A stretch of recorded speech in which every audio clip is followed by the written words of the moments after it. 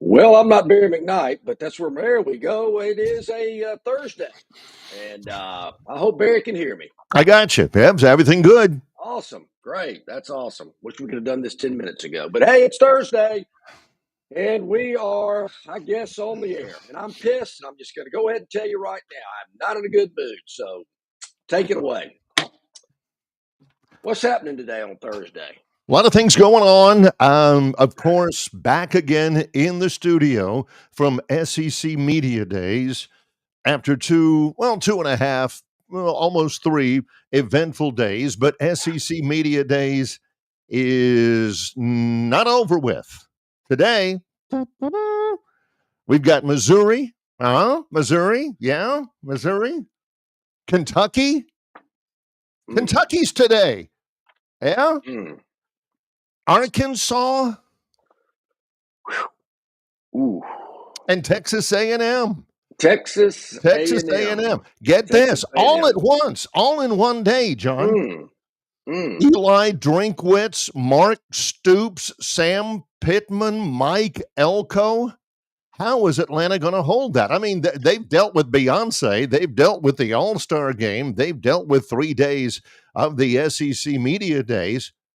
How are they going to deal with Elko and Pittman and Drinkwitz and Stoops all at once? Whoa. I wonder how they dealt with the mass exodus yesterday when everybody said, I'm out. I'm not sticking around for today. Whoa. And I wonder, what was the SEC thinking? You got to mix in a Georgia, a Texas, maybe an Alabama and LSU, but those four? I mean, nothing against them. Don't get me wrong, but you kind of want to end on a bang. I do feel end bad. on a fizzle. I do feel bad. I really do. You know, they're all, maybe they got there a day early. See, if I got those four, if I'm one of those four and I know I'm on the final day, I ain't coming in early. I'm not coming in Wednesday. Well, I'm coming in late Wednesday. I'm not coming in early Wednesday.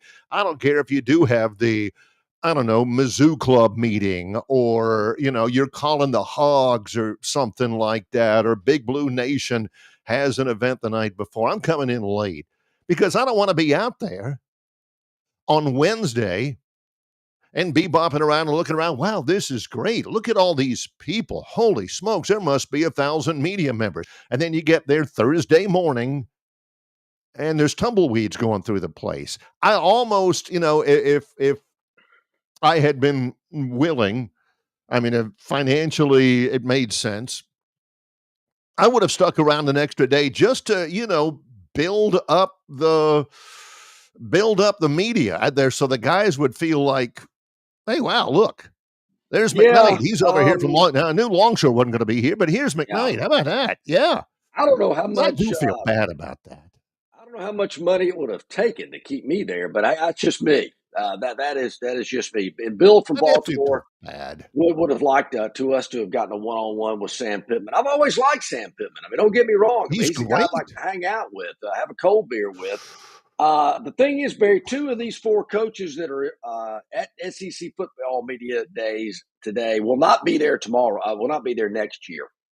So Mark Stoops and Sam Pittman, this is their swan song. I think this is their last year at their respective schools. And I hate that. I mean, how about it? Mark Stoops is the dean of SEC coaches, been at his school longer than any other coach in this league. Hey, he's got something to say about that. Pittman, just don't think, he's a great guy. Don't get me wrong. I'm just not sure it's working out for him. Yeah. There in Fayetteville. So hate it for those 2 guys. They're nice guys, but nice guys don't always finish first. I've heard that before. They got to be able to. They've got to be able to produce. And I just kind of wonder, how has Kentucky fallen so far so fast? It was a mere 2 years ago that yours truly was predicting them to be like the surprise team. Here's a guy this team's gonna upset some people. I remember telling Chris Doring a couple of years ago when he was with us, we were interviewing. I said, Chris, Kentucky's the team, man. They're going to beat Alabama this year. He kind of looked at me like, what? I said, remember that next year when we meet. Yeah. Which he did, and that didn't play out as I predicted. It's a fair observation. It really is. If you're a big, if you beat your chest, I love the SEC. I was weaned on the SEC. SEC football is in my blood, and all that stuff. All right. You say you are, but you ain't giving any content about Eli Drinkwitz today, Mark Stoops, Mike Elko, Sam Pittman. Okay. Well, what about Dalen Carnell, safety from Missouri? Oh. Cam Ball, defensive lineman for Arkansas. Tight end Josh Caddis, who is there today from Kentucky. And offensive lineman Armaj Reed Adams from Texas. That's a mouthful. Yeah, you got Will Lee, Armaj Reed Adams, and Torian York from Texas A&M. If you don't get up, if it doesn't give you goose pimples to be sitting across from Torian York at SEC Media Days, I can't help you. I got nothing. Maybe it's a day like today, Barry, that the SEC will once again take my advice, which they have numerous times over the last 30 years. It's been slow, but they have taken my advice on certain issues and certain requests. One being, can we get out of Birmingham? Finally did that. Yeah. Now, can we condense this into like 3 days? Because today, Barry, I think the SEC is going to realize, wow, does it look a little thinner to you guys? To me, it just doesn't look like there's many people here today. Yeah. And they're going to realize that. So they need to kind of maybe, sprinkle this around a little bit and condense it a little bit. I mean, I know this is a 4-day.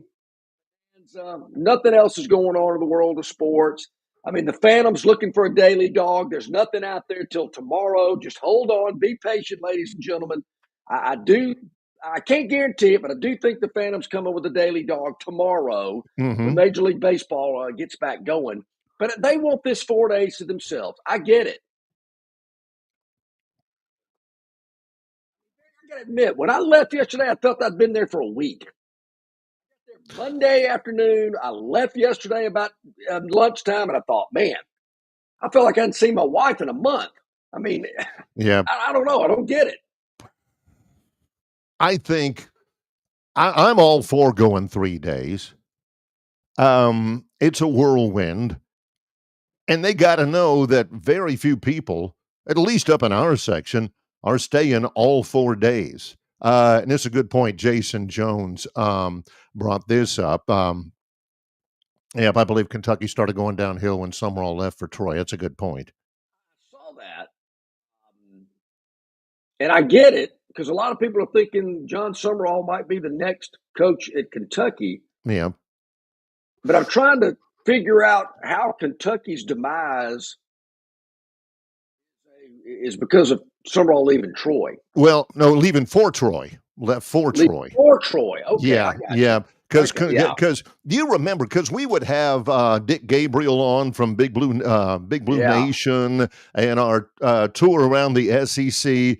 And by the way, John, the question is already before the court about tour of the SEC summer 2025 edition. Yeah, we do that in August.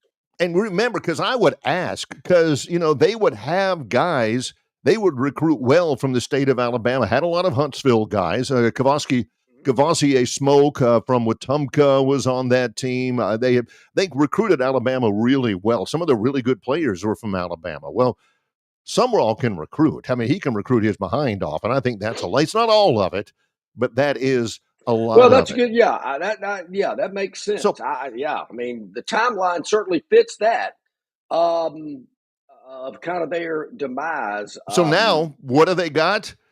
Bill from Baltimore points this out. Their starting quarterback, Phil Steele, has projected it. The starting quarterback this fall for Kentucky. It's not Tim Couch. It's not Andre Woodson. It's not the kid from a couple of years ago who plays for it's not Will Levis. Their starting quarterback is projected to be Zach Calzada. Man, that name rings a bell. He was the savior for Harsin. Yeah. You know, he was the guy when Bo Nix transferred out. They got Zach Calzada. Remember, he's got one thing on his resume, and it's not that he played at Auburn or that he, is a starting quarterback at Texas. I mean, at Kentucky. It's that he led Texas A&M to a win over Alabama. That's it. He's been at Incarnate Word, where he had two pretty good seasons, but that's where Kentucky football is right now. So I'm sure he'll be asked about a lot of stuff, but I hope he enjoys it. There's several good restaurants around in the area, several good restaurants right around that little area, Marietta Street, next to Centennial Park, and I hope he gets a chance to enjoy a few of those while he's there, because he ain't going to be there next year. You're exactly right about that. Well, can I comment on Centennial Park since we're not there? Yeah, we left. I know Atlanta's a much bigger city than where I live, and we get some knee-jerk comments from people about people on street corners and bums and whatever you want to call them. I encountered more in the last 3 days just walking outside of the College Football Hall of Fame than I probably experienced. I can't remember the last time. And I'm trying to think of how many Atlanta police officers I saw on Marietta Street or Baker Street or around Centennial Park, because I didn't see a lot. And as I walked to and fro and around that area, I mean, it was every day and night. And there again, I know Atlanta's a much bigger city than Atlanta, but Barry, there was one guy, I kid you not, TV late at night. We came on the air at 11:15 time, 10:15 Montgomery time, and we'll be on again tonight. CBS 8 Media Days wrap up, day 4. But there was a guy that I was outside walking back into the College Football Hall of Fame that was sitting there on the street. He asked me for something. The next morning, he was still there. Well, you've been there. So, that's why I don't, if you want to have it in Atlanta, and I know the College Football Hall of Fame is a big deal, but man, the area around it ain't that great. Oh, the homeless people don't detract it, but I did see, I was waiting for the light to turn so I could walk across, and there was a tall gentleman next to me who was waiting with me, and I looked over there and smiled at him, being amiable and everything like that. And he did have his trousers around his knees. That'll get your, I mean, not like low. I'm talking about literally around his knees. That was, whoa. And another guy who was charging his cell phone over there in one of the public outlets. Guy's got a cell phone, but sleeping on the street. I saw a woman that I had to look twice to make sure she had clothes on, which she did, thankfully. Well, it is that. I mean, that was, you saw too much of that. Well, I mean, none of it's any good. That's not a good sign. You hate it. You don't want people to have to live like it is that. real life. It is. But man, there were just too many. And there was a lot of going back and forth, and we're seeing around that area. I just don't think that's something the SEC, there again, they're not going to publicly talk about that. They don't want that to be their image. Certainly Atlanta doesn't, but I just thought, wow, they can't, this is not good. The SEC can't clear them out of there. Today is a day where I did not see that in Dallas last year. I will say that. I did think about that. So I don't remember seeing a lot of this in Dallas. I guess we didn't in Nashville because the whole place was a construction zone. Yeah. Maybe if we go back, which maybe we'll learn that today, where next year's event is. But I don't know. That was a downside for me, Barry. I think everything has been great, no problem. But that part of it stuck with me, and I went, We are going to talk a lot today on the show this morning about tradition. And then, no, not Auburn player getting arrested. No, that's not it. Not Auburn player getting picked up and charged. No, that's not the tradition. No, I'm talking about the 153rd British Open is underway at Royal Portrush, which is in Ireland. It's the only course in Ireland that has ever hosted the Open. So everybody is jonesing about Rory McIlroy. He hadn't started yet. He hadn't. I mean, the whole thing has begun. I mean, they're underway out there among the gorse and the heather and all that. But the last time Portrush hosted the event, 2019, all Ireland was out for their favorite son, Rory McIlroy, goes up to the first tee on his very first drive and hit it out of bounds. Oh, whoa. How do you hit it out of bounds at the Open? A quadruple bogey 8 on his very first hole in front of the home fans in Ireland. Very first swing he took goes out of bounds. Very first hole, the snowman, and he didn't make the cut, and he was out. Let's hope at least, just for TV's sake, that Rory puts on a better show this weekend out in Ireland. I would hope so, Barry. We're going to update you on the Open Championship. It is underway, the fourth of the four majors. It's going to be fun over the next couple of days. No Major League Baseball today. It will start back tomorrow, as I kind of touched on. Maybe a daily dog tomorrow. But Barry, at the bottom of this hour, Jason Caldwell, Auburn Undercover. Join us at the top of the next hour. It is Rodney Orr, the Tider Insider. And you kind of touched on it. And, hey, thanks for the comments about Atlanta. I feel you. On our River Region Straw chat line. But, Barry, when we come back, I guess we got to touch on it. I mean, I know it kind of seems to be happening more often than it needs to be, and people just kind of, it's college sports. But some of the things I'm hearing about what these college athletes are alleged of doing, nip it. Not good. Nip it in the bud. We are underway on the Thursday show. He's John Longshore. I'm Barry McKnight. It's Longshore and McKnight in association with Yellowhammer News, presented by Bud Light. Now, through July 31st, take advantage of the Quadruple Zero event at Stivers Ford in Montgomery. 0% APR for up to 48 months. 0 down payment. 0 payments for 90 days. And 0 cost for maintenance for 2 years or 24,000 miles. The Quadruple Zero event offer is available on select 24 and 25 model F-150s, Explorers, Expeditions, Broncos, Mustangs, and Escapes. Stop by Stivers Ford at 4000 Eastern Boulevard in Montgomery for more information. Stivers Ford, where price sells cars and trucks. On the basketball court, the soccer pitch, or even the golf course, your crew brings their best not just for the win, but for that post-game celebration. When victory tastes like Michelob Ultra, it's worth every drop of sweat. And if you don't win, you'll still get the beer. It's just on you. Superior is worth playing for. Michelob Ultra, 2.6 carbs, 95 calories. Superior light beer. Enjoy responsibly. Copyright 2025, Anheuser-Busch Michelob Ultra Light Beer, St. Louis, Missouri.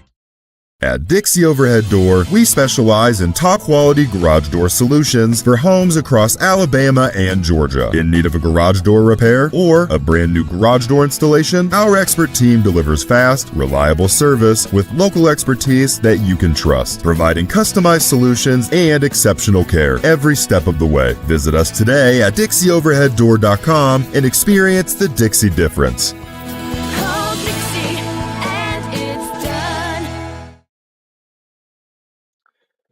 Okay, welcome back in, everybody. Glad you are with us here today. It is Thursday, day 4 of SEC Football Media Days. Kentucky, Missouri, Arkansas, and Texas A&M. They'll be getting cranked up here in about 45 minutes. I think maybe Mark Stoops is first on the podium. We'll keep you updated on all of that and recap what we've seen over the last 3 days and all the information coming out of there today. I know one thing, Barry, that John Cohen and Hugh Freeze don't want to hear is off the field issues. And another one cropped up with an Auburn player, a wide receiver, Malcolm Simmons. There was a punter at Alabama named Malcolm Simmons from Montgomery, but it's a different person. Yeah. Be that as it may, the things that I'm hearing, Barry, marijuana, speeding, a Dewey, but domestic violence. We heard it earlier with Quinshon Judkins right here in Montgomery. Yeah, Malcolm Simmons is a sophomore, good player, projected to be a starter this year. So it's not his first, go around at Auburn. He was arrested yesterday, and yesterday bond was set for $20,000, which I know how bond works, but that's a fair amount, I would say. Charges of domestic assault with strangulation or suffocation. Goodness, that's evidently, at least reportedly, allegedly, it was his girlfriend, or a lady friend, something like that. And it's not good, not good. I haven't seen anything. Somebody has sent me a text that says that it's out, and it is somewhere, which is, I haven't had a chance to look at it, and it's strange that it's out like that. I wonder how you get it. Maybe somebody, obviously it was an argument of some sort, and somebody was recording it. If that is the case, I'm not sure. I can't say, but at least the charges are serious. And you don't compare things, but if DJ Barber got kicked off the team for trafficking marijuana, unlawful possession of controlled substance, drug paraphernalia, and he got kicked off the team the next day without even waiting for adjudication, without waiting for a trial, without waiting for any of that, then goodness knows, domestic assault, strangulation, or suffocation, that we'll update you, but I'm not sure he makes it through the day. There again, we don't know all the details. Oh, no. Yeah. This is just what's been initially reported, but that does not sound good at all.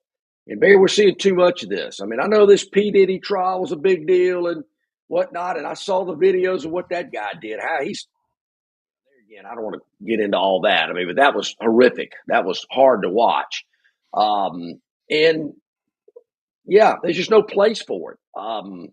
There again, find out all the details. Initially, it doesn't look good, and I got to tell you, if this is what happened, is what is being reported, then no way this guy should ever put on a uniform and step on Pat Dye Field. Shouldn't happen.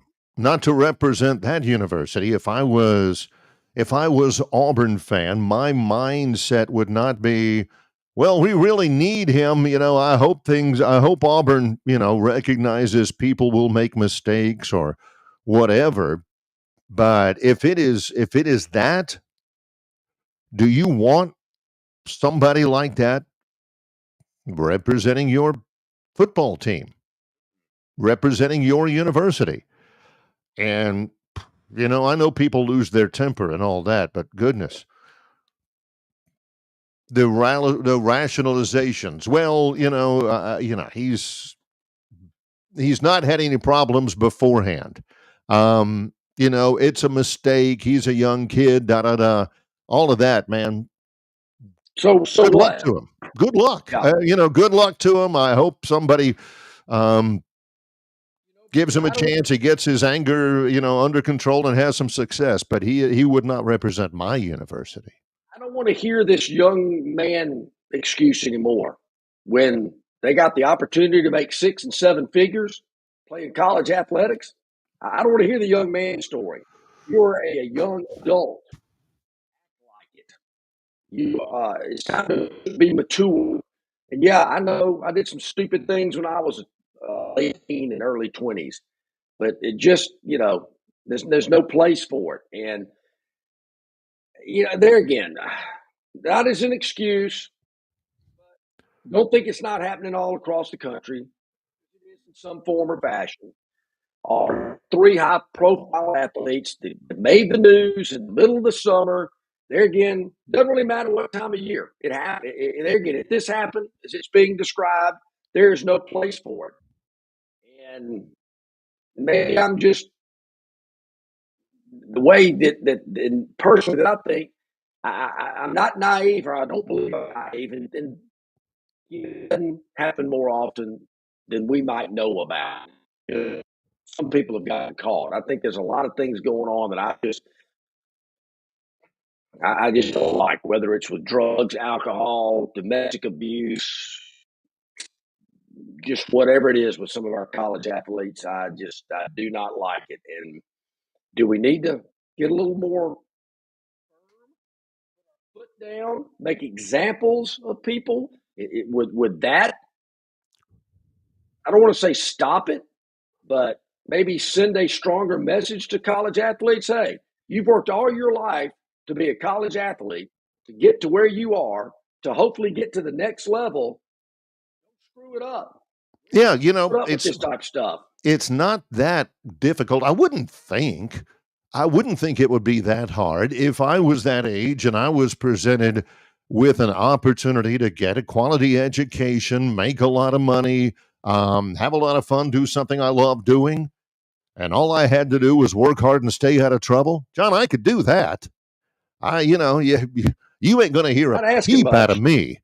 Not a peep. I mean, tell me where to show up, when to show up, what I need to do, and I'm good with the rest of it. Just that's. And there again, that's just me. I think it's going on college campuses, in athletic departments. Not every one of them, but a lot of them. I think, drugs, alcohol, a little domestic abuse with some girlfriends shouldn't happen. But why has Auburn been in the crosshairs and had it happen with 3 athletes in a short period of time? Are they the only 3? No, but it kind of might indicate to me that they aren't. Does Hugh Freeze and John Cohen need to do something to reel this in, to make some examples? I think you're right, man. There's no doubt about it. If these allegations are true, boom, gone. No questions. Yep. Get your life in order, but it isn't going to happen here. It's like our buddy John Dent says, and I mentioned before, do you want this guy representing your university? John Dent is an Auburn grad. He says, not no, but heck no, not for a minute, not for a second. Would he want him representing, the university that he attended? And there's a lot of people that feel that way, and it's different stuff. And I'm not excusing any of it, but it got to be a different thing. With DJ Barber, I mean, obviously, this was not his debut. He didn't just have a little free time and decided to go pick up however many pounds of marijuana and the scales and the bags and the duct tape and all that and say, I'm going to spend a little time, I'm going to spend the afternoon just, doing something as a hobby. This evidently had been a pattern of behavior for him in the past, and he finally got caught at it. With Malcolm Simmons, very likely, possibly, I don't know about very likely, possibly he had never done this before. It had not been a pattern with him before. Possibly he lost his temper. But you still can't have it. That is still no excuse. I get kicking DJ Barber at the beginning, but Malcolm Simmons, it's just a different context, and again, I'm not excusing it. I think it's heinous, but even if it's not a pattern with him, you still got to put the hammer down. I think, no doubt. We'll see. We'll see how that plays out. Well, but 3 days in, one more left. Obviously, a lot of comments, a lot of thoughts about what we have seen in the first 3 days of SEC football media days. Day 4, there again, we'll give you some insights about that as it plays out. And of course, obviously throughout the day and tomorrow, we'll have a recap about all of that as well. Hey, our next guest, we saw him in Atlanta. He was there in the College Football Hall of Fame. I saw him working all of the crowd there and all the coaches and players and media members. He'll join us when we return. It's Jason Caldwell, AuburnUndercover.com, putting us to shame. We're sitting there lounging around, talking sports. Jason's out there, working, making us look bad. He's John Longshore. I'm Barry McKnight. It's Longshore and McKnight in association with Yellowhammer News, presented by Bud Light. Located just 8 miles north of Alabama's state capital, Capitol Hill features 3 18-hole championship courses. With more than 1,500 acres of golf and nature, the pure magnitude of this facility is amazing. and allows each course to be drastically different from the others. Capitol Hill also features an innovative 360-degree driving range, 400 yards in diameter. Capitol Hill offers a fully stocked pro shop with the latest equipment and apparel. Great food and beverages in the clubhouse can be enjoyed both before and after your round. Get your group together and hit the trail. Go to rtjgolf.com/Capitol Hill for tee times and more information.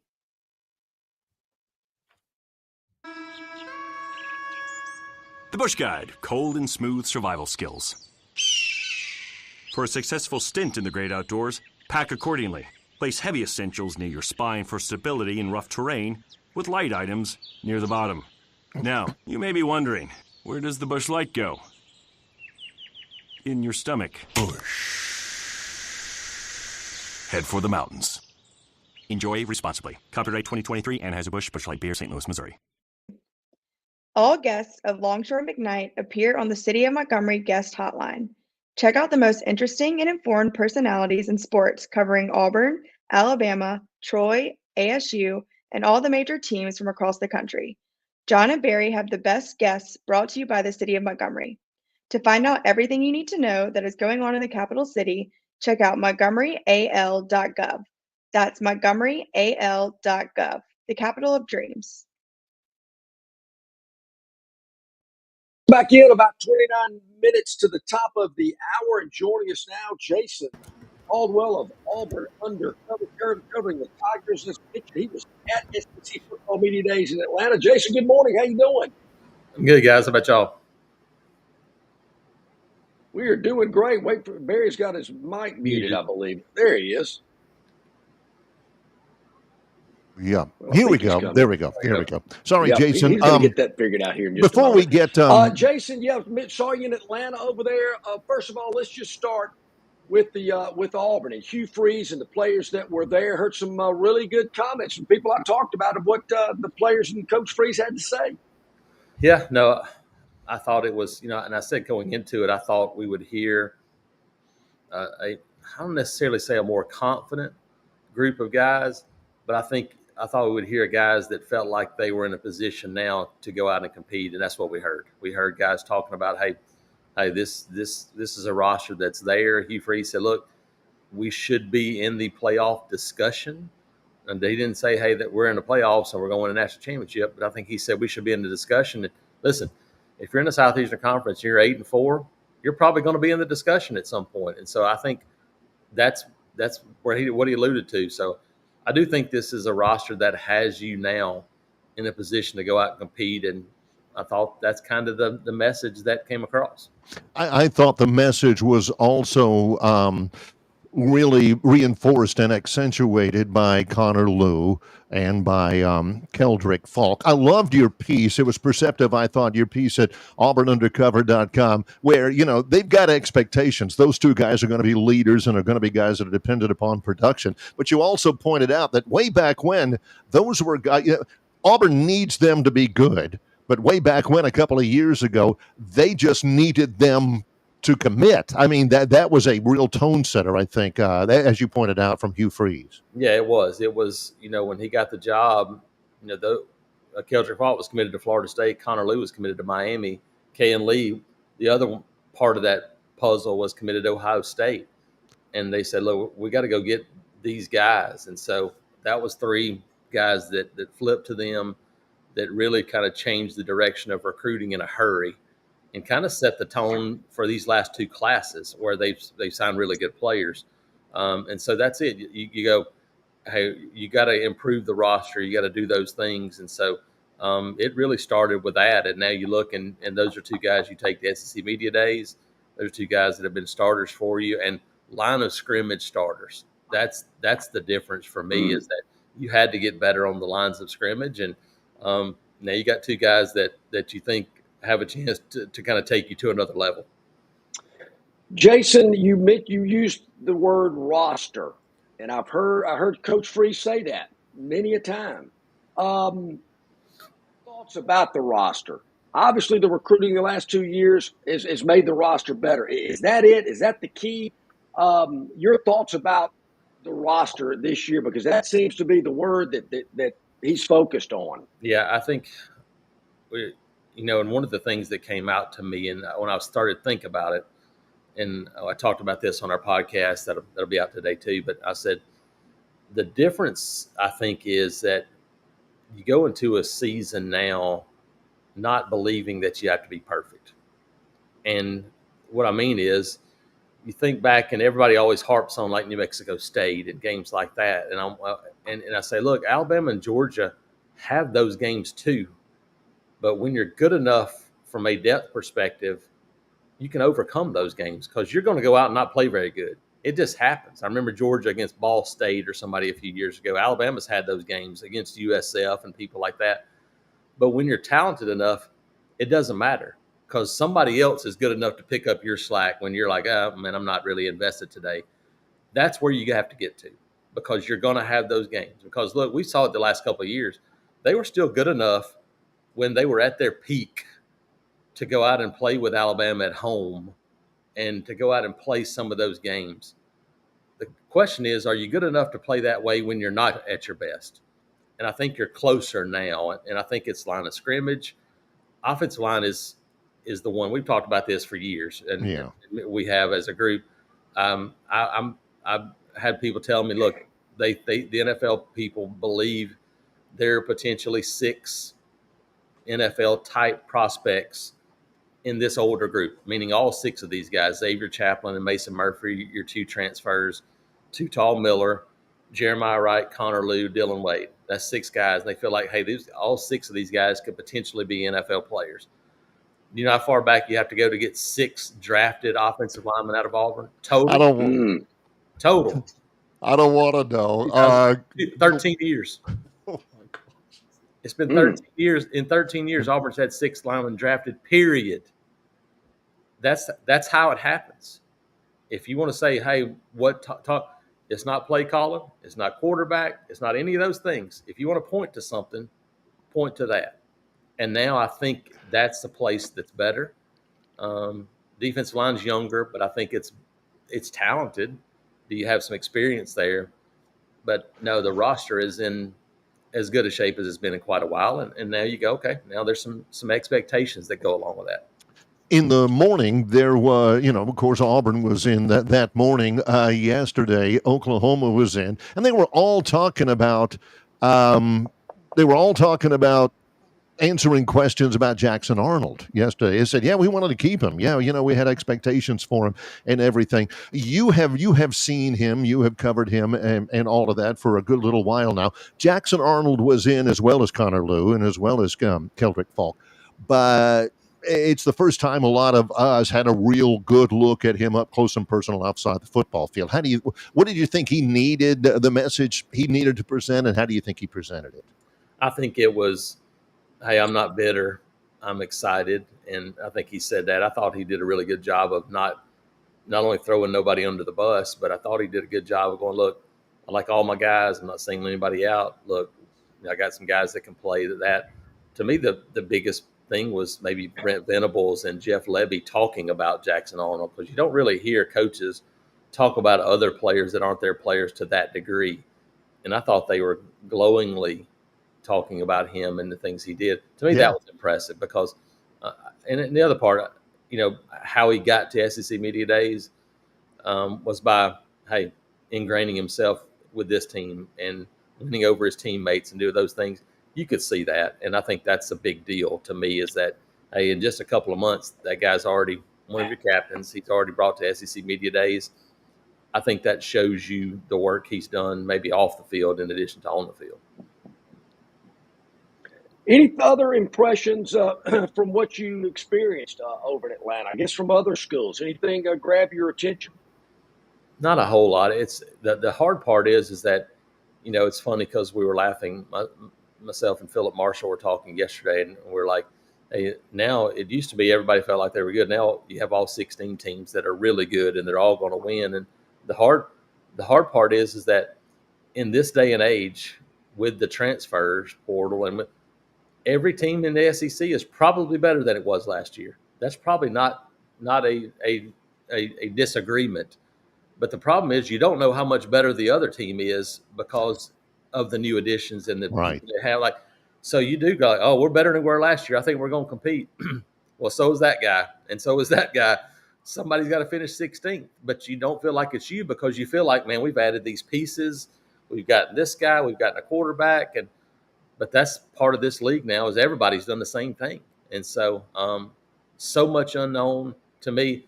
The thing that really jumps out to me after being there is realizing how very little true experience this league has at quarterback.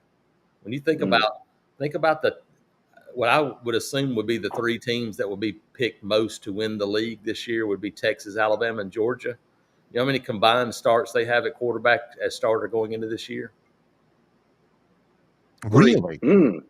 Three combined starts. Simpson has not started yet. Gunnar Stockton started 1. Arch Manning started 2. You got 3 combined starts for those 3 teams at quarterback. That is a note. Wow. Right there. That is a note. And that's it. I mean, you think about, you go, LSU's, they know what they got at quarterback. South Carolina knows what they've got at quarterback. And probably Arkansas, Texas A&M, and to a degree, Florida. You go, the other schools, they haven't played it. They haven't played there. They played at other places. They haven't played at all. Who knows? It's going to be a wild quarterback year. So let me make sure I got those straight. Gunnar Stockton, he'll make his. He came in the SEC championship game and then played in the playoff game. He'll start at home against Marshall. Okay, so he's had Arch 2 Manning will start. Arch Manning will start at Columbus, Ohio, against Ohio State. Ty Simpson will start on the road at Florida State. Am I missing somebody? That's the 3 teams. That's the 3 teams. Arch Manning's first start is in Columbus, Ohio, and his first SEC game is in the Swamp. That is a great note. We may use this, and off and on we may credit you for that. Yeah, so it's just, you think about the league and you go, you don't really know until you know. Yeah. And so that's part of it this year, is that there's going to be so much. I think it's going to be a little while because of that. Jason Caldwell, AuburnUndercover.com. Give us some context on the Malcolm Simmons situation. What do you know about it? And is it indicative with the DJ Barber thing and all that of a potential bigger problem? No, I don't think so. I think it's separate issues. I think it's probably indicative a little bit of, hey, I don't know. I hate to use the word entitlement, but I feel like that's some of the issues now going on all over the place where, hey, yeah, guys, you now have some money, you have some things going on. But the question about this one is that we have to find out what really happened, what the news is, because we know how these things work. And I'm not defending Malcolm Simmons in any way, shape, or form, because you can't do these things and you have to make better decisions no matter what the outcome is. But when you get domestic situations involved, sometimes things can change after somebody sits down and goes, hey, so we'll see what happens with this from the law enforcement side. We'll see what happens from the Auburn side in terms of investigations to see what happens with this moving forward. And so just knowing Malcolm Simmons since probably the 11th grade now for 2 or 3 years, that it doesn't fit with his character. He's normally a happy-go-lucky, pretty aloof kind of guy. So hopefully it's a misunderstanding and no harm, those things. It was just maybe a situation that was out of character for him. So we'll see what happens with that moving forward. But no, I don't think I think it's this time of year, and it's sometimes you don't get it as much as you used to, but you have these things that run in courses sometimes where you go, man, this is the worst time of year for coaches because you're in between seasons. You work out a little bit. Now you get some free time. That's normally the recipe for getting in trouble. So hopefully it's that. I don't feel like it's indicative of that. I feel like it's indicative of the situation that we're in, where guys have more money, they have more time, and they have more opportunities than ever before, and that normally doesn't lead to good things. Jason, I kind of wanted to expand on that because I think you're onto something there. you use the word entitlement. I think that's an interesting word as well. I mean, and I'm with you. I think let's let the dust settle. Let's see what happens here. These are just allegations. Let's see what plays out and what really happened once they investigate all that. I totally agree. But I do think, from early days of just put up on a pedestal, the greatest guy to ever put a helmet on, you're fantastic, all that type of oohing and gooing and fawning all over these guys. And then you start mixing in large amounts of money. I can certainly see how they think, man, I'm just the coolest thing on the planet and 10 feet tall and bulletproof. Yeah, no, I think it's part of, I mean, look, how many times, I mean, heck, we just saw it with, some allegations, unfortunate, from a kid from Montgomery who's waiting for a whole lot more money in Quinshawn Judkins. These things, you see it happen now, and it's an unfortunate part of things, but I think it's part of it too. And because now, look, some of these guys, not all of them, some of these guys are making enough of that money to where I'm telling you, if I was 19, 20 years old and I was making that kind of money, I'm not saying I would have this allocation, but I'd be doing some things I probably wouldn't have wished I'd have done if I look back on it later. Because that's the difficult part of it. When you think about, because it's always been the thing when people draft, and it was always the NBA going, man, is that guy prepared to have money and to be away from home? Is he mature enough to do that? Well, that was 4 or 5 guys a year, maybe. Now you're talking about a couple of hundred of those guys all over the country now that are having that issue. And, if it was difficult then, that was for a handful of guys. Now you're talking about guys all over the country that now have this opportunity and that kind of money. And it makes it really difficult. My final question, Jason, the latest 24/7 team rankings in recruiting. Auburn is number 78. You've explained a little bit before about kind of, what the plan is in terms of roster retention as opposed to, high school talent acquisition. Can you kind of go over and give some context into that number 78 national ranking? Yeah, I can. I do want to. That was the other part of SEC Media Days I thought was interesting. And Greg Sankey Monday talking about, hey, teams basically, schools said, look, we want to have guardrails. We want to have guidelines. He said, because if you don't want any, let me know and my phone will stop ringing. I thought that was really interesting. Basically, going, okay, look, you told us you wanted to have some sort of stability, some sort of structure. And now that there's structure, and it's not schools that are yelling, but people are yelling, going, oh, no, that don't work. We can't have that. Well, it's either one way or the other now. It's either going to be there's some structure involved or it's wide open again and you have a $15 million budget to go along with it.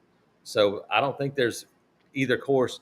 I think Auburn is prepared to handle that either way because John Cohen said it basically Monday night. Look, we're prepared to jump with both feet in if what we're doing proves to be incorrect.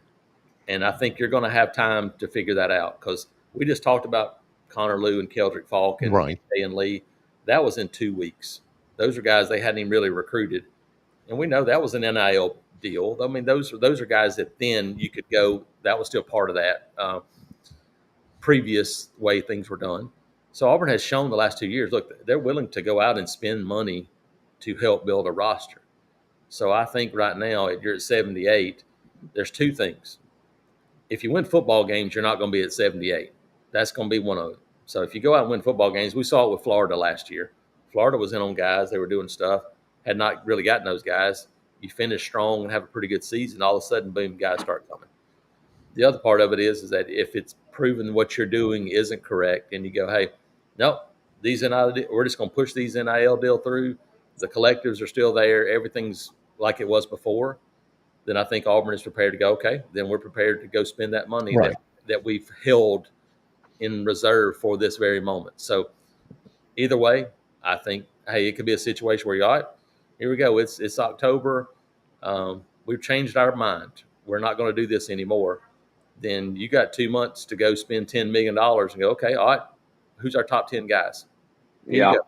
Here's $1 million, 3 years, let's go. And these are guys you've been recruiting, you have relationships with. Now you come back and go, okay, all right, now we were very cautious. We're not anymore. So that's crazy to think about. That's the world we live in now. But that's what. Well, Jason, that's why I think between now and signing day, middle of December, they got it so crazy now. They got the bowl games, the playoff, and signing day all around the same time. But my point being, I think that could be not only is the football season going to be interesting, but the recruiting season should be real interesting too. If it plays out that way and it's, hey, wait a minute, we got plenty of money to spend now.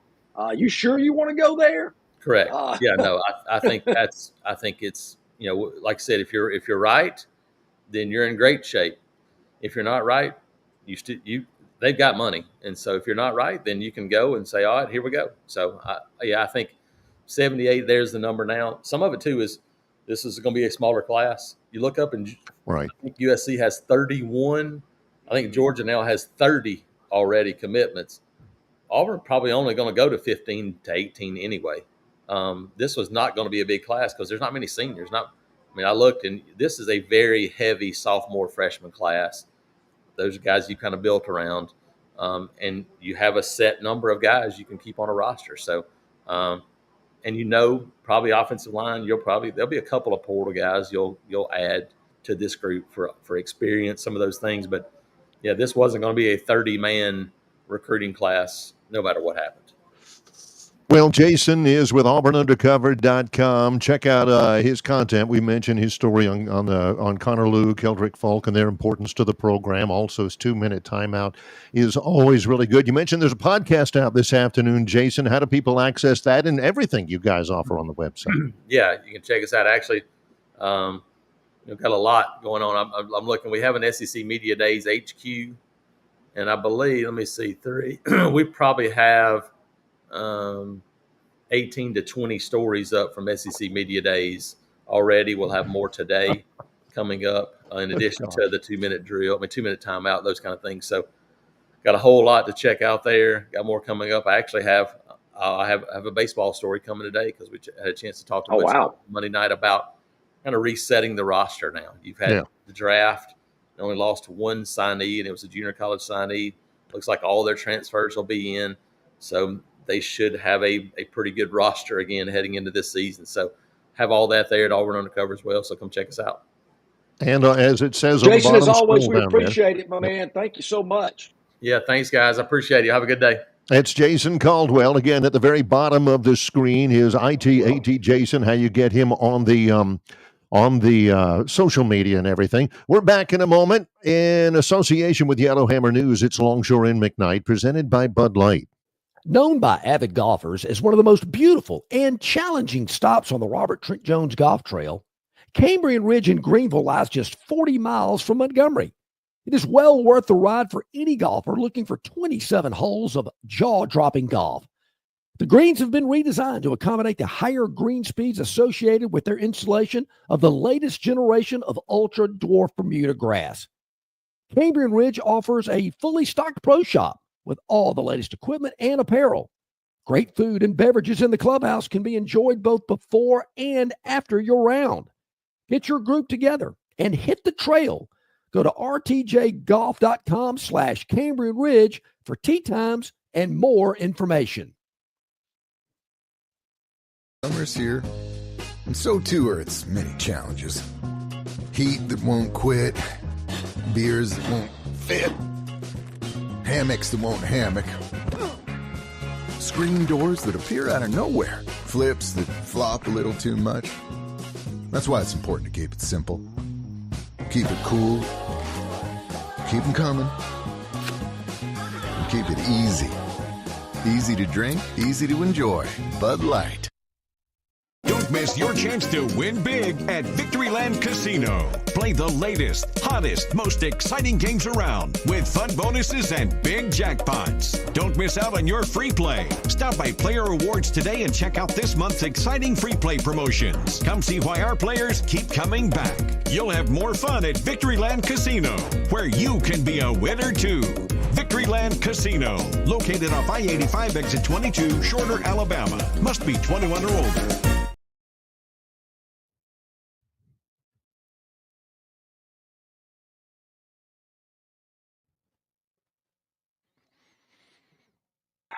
Here we are back at it on a Thursday here with Longshore and McKnight.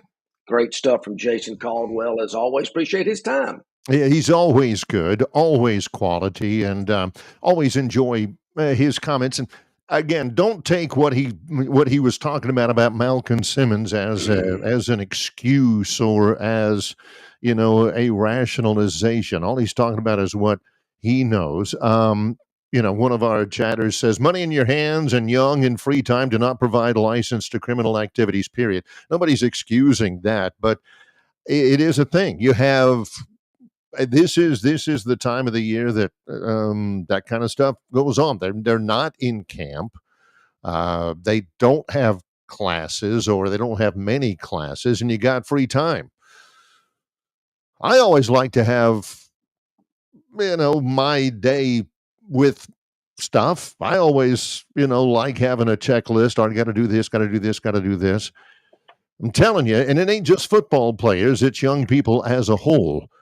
I'm just telling you, when they got free time and they got a little extra money, or in this case, in college football, now they got a lot of extra money. This is when coaches don't sleep really well, John. This is when, and parents don't sleep very well, and law enforcement officers don't sleep very well. So, nobody's excusing it, but these are reasons why it happened. And like I said before, there is nothing that I can see that would lead me to want this young man to represent my school if it was, if Auburn means a lot to you, you cannot have that kind of a thing going on. Well, I know there's a lot of, there again, kids wanting to be kids, but I do think there's some entitlement. I'm a big, bad football player, basketball player, whatever, got plenty of money, whatever it may be, but you got to make some examples out of some people. I hate to put it that way, but I think if some people out there, some athletes think, whoa, hold on a minute. What happened to this guy? Are you kidding me? They might think twice about it. I wonder how many people are thinking once about it these days. So, right. Well, yeah, that is a tough one to swallow. I have in another unrelated sports activity, I have gone around and looked, and God bless the British Open for their website, their leaderboard, because you go around to some of the other ones, Yahoo, ESPN, they give you the British Open leaderboard, and they give you Olsen, Hogard, Kawamoto. The British Open website is at theopen.com. Yep. And they'll give you first names. Because it's difficult for John and me to front like we're talking intelligently about the British Open. We say, I think Olsen stands a really good chance. His name is Jacob Skav Olsen, and he is through his first round of the British Open at 4 under, along with Hao Tong Li from China. They're both at 4 under. Matthew Jordan, not Michael, is at 3 under, as is Matt Fitzpatrick. Saddam Kaiwakanajana is at 3 under. Nicola Hogard and Lee Westwood are at 2 under. Mickelson at 1 under. Shane Lowry, isn't he Irish? I think he's Irish. I believe so, yes. Yeah, I think he won it. Didn't he win it that year whenever last time they had it in Ireland at Royal Portrush? Yeah, he did. So, an Open champion, Shane Lowry, he is at 1 under, tied for 10th. And there's still a lot of people. Alabamian Stuart Sink is also tied for 10th, along with Ricky Fowler, Sergio, and a couple of others, but they're all still out there on the course. And yes, it is raining. Oh, sure. Rainy, windy, you name it. You're right. Cloudy. And I'm with you. Got to find the website, Barry, that gives the full names, because there's a lot of these last name guys. We're thinking, who is this? Who's this guy? Yeah. So, yeah, you're right. I mean, you got to get the full name of some of these guys on the leaderboard. You might not realize exactly who they are. Because there's Rasmus Højgaard and Matthew Højgaard, and it doesn't really matter. I mean, I'm sorry, Nicola Højgaard. And you don't know. No. I've never heard of these guys before in my life. Do they just have guys that are like European Muni guys? I'm sure they got a European Club Pro guy that's over there, and he'll play, the Munich Open, or he'll play the Barcelona Pro-Am or something like that. And every year they let him go to the Open because they ain't in America. They ain't coming to Pebble Beach or any of those things, because this is the only time I ever hear anything about him. Was it Jan van de Velde? Was that at the British Open when he had that meltdown when he had the lead laid? Yep. I didn't know Jan van de Velde before. I didn't know him since. All the world knows about Jan van de Velde is that he could not hit an iron to save his life on the final three holes. It's like TC Chin at the U.S. Open. Nobody's seen that guy yet either. Yeah. But, he's known as, hey, man, you just TC Chin that shot. Barry, back at 7:27 this morning, our man John Dent on the River Region Straw chat line says, JL, I'm sure you remember Mayor Emery Farmer. Montgomery was a fairly clean, safe city back then. Well, John, we've got a picture for you. I remember those days when Mayor Farmer was, and there he is. There's the mayor. He's got his badge. He's probably got a gun underneath that shirt as well. Got a police officer walking behind him. There wasn't a lot of funny business going on in Montgomery when Mayor Farmer was ruling the streets. He was there at crime scenes, fires, first pitch at Dixie Youth Baseball. I mean, Emery ran it his way. Man, there's a lot of folks wishing he was still around today to do it. But, John, we were able to pull an old picture up of Mayor Farmer, and that might bring back some memories of your time when he was mayor of our fair city. I like that. I like that cap. That was back in those days when you could iron them on the cap. Somebody went down. I've mentioned this story before. People talk about shootings in Montgomery. Mayor Farmer had to have a police officer park in the driveway across the street from his house because not once, but twice, he got the front window of his car shot out. He put a stop to that.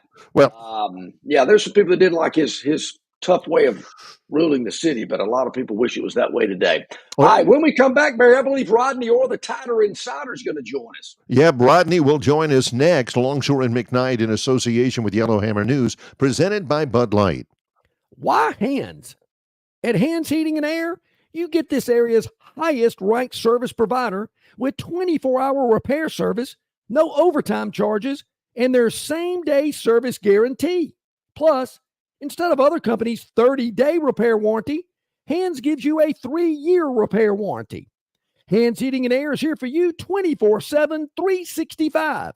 And service is not just something they do, it's their way of operating, for you in mind. All of Hands employees are trained to adhere to this standard.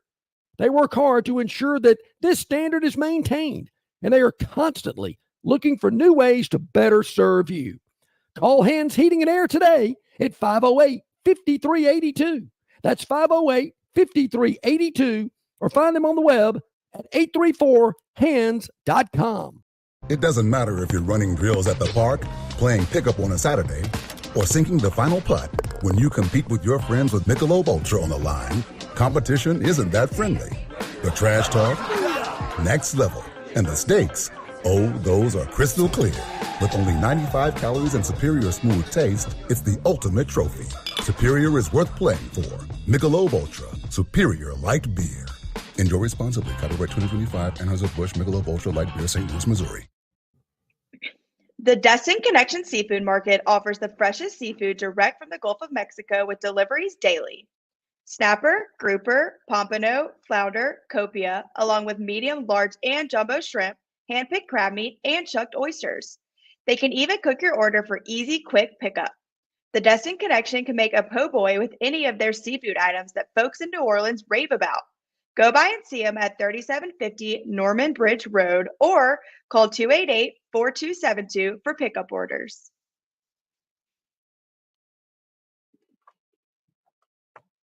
Rodney Orr, sponsored exclusively by the Destin Connection Seafood Market, the freshest seafood direct from the Gulf, arriving daily, 3750 Norman Bridge Road, or call ahead 288-4272. Your order will be ready for pickup. The freshest seafood available. If you want David to cook it up for you, they can do that too. You sure can. Or you just want to pick it up yourself, whether it's that fresh seafood, shrimp, oysters, crawfish, you name it, he's got it. And don't forget about that grilled grouper po' boy for lunch. It is fantastic. The Destin Connection Seafood Market. Rodney Orr, the Tiger insider himself, joins us now. Good morning, Rodney. How are you? Good morning, guys. How are the both of you? We're doing well. We're kind of decompressing. The SEC Media Days has its final days today. We were there for the last 2 days, and I'm telling you, it is always a circus, this time up in Atlanta. And there are always there's always buzz going on about something, but Alabama's buzz was yesterday, and there certainly was a lot of buzz in the building. We talked last week, that Kalen DeBoer was bringing Tim Keenan and Deontay Lawson and Caden Proctor as the Alabama representatives. I thought that they did what they were supposed to do. There was no bulletin board material. Not that, I was going to expect that anyway. And I thought DeBoer was pretty straightforward with the media in the fact that, they fell short of the standard last year. What did you think of the entire presentation? Yeah, I didn't see as much of the players. I mean, obviously I got DeBoer. But I did think the same thing when it came to DeBoer. I thought he seemed a little more at ease. But, again, it's that year of familiarity. Last year he was kind of like, everything was so new. I don't even know how well he even knew his own players last year at the time he went to the SEC Media Days. So it was a lot different this year. I mean, obviously he has a better grasp of what the SEC is, what Alabama is, what his personnel is, the players, the staff, and all of those things. He just seemed a lot more comfortable to me. And again, you're right. He was asked point blank, do you think you lived up to the Bama standard last year? And you know what? He really didn't mince words. He goes, no, we fell short. So, again, I thought he handled everything really, really well. I did as well, Rodney, and we all know. I mean, media days, everybody's undefeated, everybody's happy. You're trying to avoid off the field issues, and Auburn's had some dealings with that. But as we said earlier today, I don't think they're the only school that's got stuff like that going on. Those guys have just gotten caught. Be that as it may, I mean, it's all great and dandy now, but they've got to produce on the field. And I heard, one of the questions that I heard presented to Coach DeBoer was struggles on the road. He talked about the big win against Georgia, and the 24-hour rule obviously was not in effect because they were still thinking about that Georgia win when they went to Nashville the next week. Yeah, I remember that too, obviously. I mean, I remember that week, that game, and the way it ended with Ryan Williams, the big play, and then Xavier Brown making the interception to save the game. I mean, that was almost like, it's great for Alabama, but at the same time, how are you going to move past that? And I think that's hopefully a lesson that was learned from last year. That how do you handle success, and how do you respond to adversity? And I think that's something that honestly, I don't think they did very well last year at either one. So and it's a week to week deal. It's a week to week grind in the SEC, and I think that's something that Kalen DeBoer probably learned a little bit more about last year. You can't play at a extremely high level one week and play in an extremely low level the next week and expect to have the kind of success that is what is demanded here, right? And so I think it's consistency, John and Barry. I think that, that's the one thing I'm going to watch maybe as closely as anything other than possibly the quarterback situation is how does Alabama play this week to week? Are they playing on a more even keel, consistent basis, or are these crazy swings that we saw last year? Is it fair to say, when you talk about consistency, and I absolutely sign on to what you're saying, when you're talking about consistency from last year and things to address heading into this year, consistency is not like a water faucet, right? You can't turn it on and off whenever you need it. You're talking about the inconsistency of play in the Vanderbilt game, the Oklahoma game, some of the other ones out there. That comes from consistency in approach, consistency in preparation, consistency in work, and all of that. I think all of that is kind of hand in glove, and that's something I'm sure is, now with all the off-season workouts going on, and when they get to preseason camp, that's bound to be a hallmark of what he's expecting there is consistency in everyday approach, right? Yep. Yeah, and I think too, when I say that, I want to be careful because I want to go back to the transition. It made everything difficult. I understand the first year you're going to have those potholes. There's no doubt about that. I think this year, though, this is when we start to see more of what we should expect, one way or the other. I mean, what we're going to expect, and I think it's going to be interesting to watch because you're right. The approach. Now you don't have as many distractions in terms of your preparation that you had last year.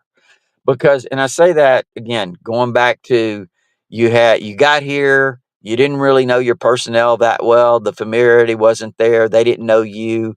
You didn't really understand the program actually. And then you had staff members that were key to you. Uh, obviously Grubb and Huff left for Seattle, and all of a sudden you had to make a late change right before spring practice. All of those distractions that we've talked about in the past, they're not really part of it anymore. Yeah. So, and I don't want to say excuse, but now you're on the clock. Does that make sense? I mean, you are on the clock now. I mean, this is your program moving forward, I think. And I heard somebody say in Atlanta that, their opinion was maybe Kalen DeBoer didn't really know what he was getting into in terms of the SEC, just the competition, the rivalries, the stadiums on the road. He's seen it now. He knows what's out there. So nothing's going to surprise him when he goes to Baton Rouge or to Knoxville or to Auburn or things like that. I mean, it's certainly going to be intensified, but he should be aware of what he and his team are going to be stepping into week in and week out. There was probably a lot of lulls in Seattle when you're playing in the Pac-12 and you're thinking, oh, okay, we got this, whatever. But in the SEC, I think he's realized, Rodney, every week, you better be ready to play. Yeah, and that's interesting too because that's really interesting. I say this because of this, John. I mean, I would think the success that he had at Washington, it wasn't really something that they had a lot of lulls. But again, at the same time, the competition that you play week to week is so different. You don't have the major drop-offs that you have from week to week in the Pac-12. Not in the SEC, you don't. You've got to be ready every single week. It is a complete and total grind. And I think there's probably some things, again, that they learned from that experience. And it wasn't just DeBoer. I mean, really, it was he probably didn't have anyone on his staff that could relate that to him in a way. I think that most of the staff obviously came with him. They didn't have experience in the SEC. So I think all of them probably gained a lot of insight about what it takes to be successful, and some of the things that they have to change and be prepared for. Been waiting to ask you this question for almost 3 days, Rodney. One of our colleagues, former Alabama quarterback Greg McElroy, had said very famously now at SEC Media Days that he's talked to reputable people who said that they think that Nick Saban is going to get back into coaching again. You can imagine the firestorm that led. So I want to ask you, okay, you know a lot of reputable people, present company excluded. You know a lot of reputable people. Are you hearing anything like that?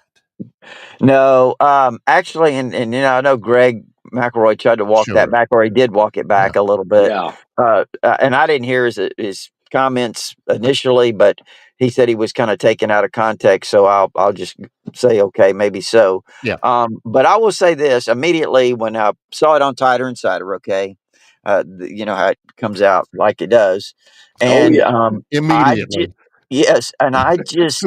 I texted someone that I really trust. You talk about reputable. I did text someone that I felt was really in a good position to maybe answer that. And I mean, he sent me a text back immediately. That is not in all caps happening. Yeah. That's the word I got. And he said, I don't know where Greg gets that from, but listen, as far as college coaching, I just couldn't see it. I could not see it.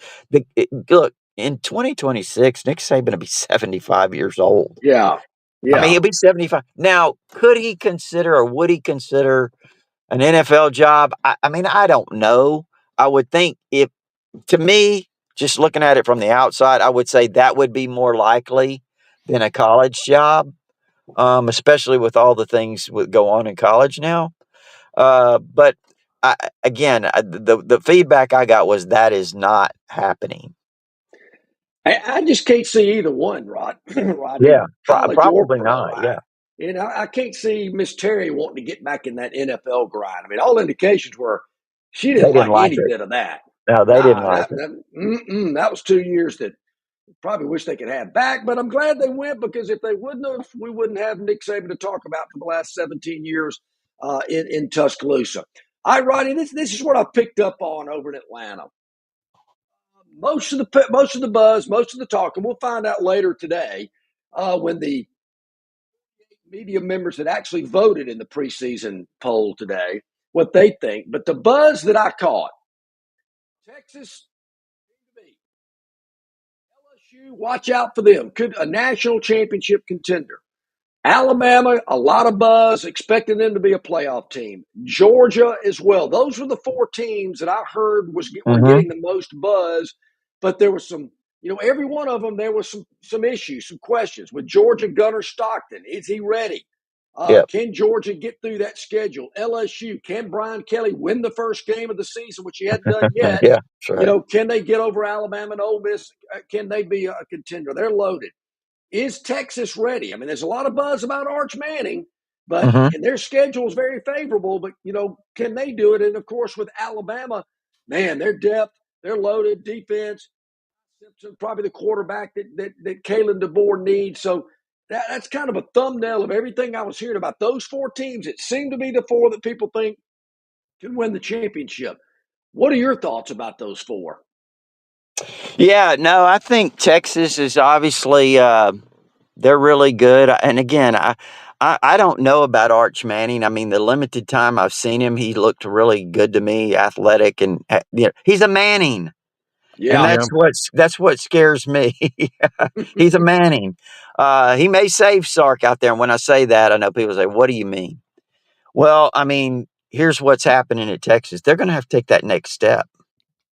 And they've gone 2 years in a row to the Final Four, but they're expecting more. Their fans want more. They're expecting more. They're pumping a ton of money into him to get the players that he needs. They want to be top dog. They want to be Alabama under Saban. That's what they want to be. That's what they think they are, to be honest with you. And before they've ever won anything, by the way. Yeah. So I say all that to say, okay, so Georgia, again, I have that same question about Gunnar Stockton. LSU, kind of the same thing. Brian Kelly just, if I guess I could say it this way, he just seems to have a way to mess it up sometimes. And then, Alabama, I think to me, listen, I was talking to another media person last night, and they were kind of giving me some feedback, some things that they had heard, some really, astute observers, and they think Alabama is a national championship team if they have a quarterback play.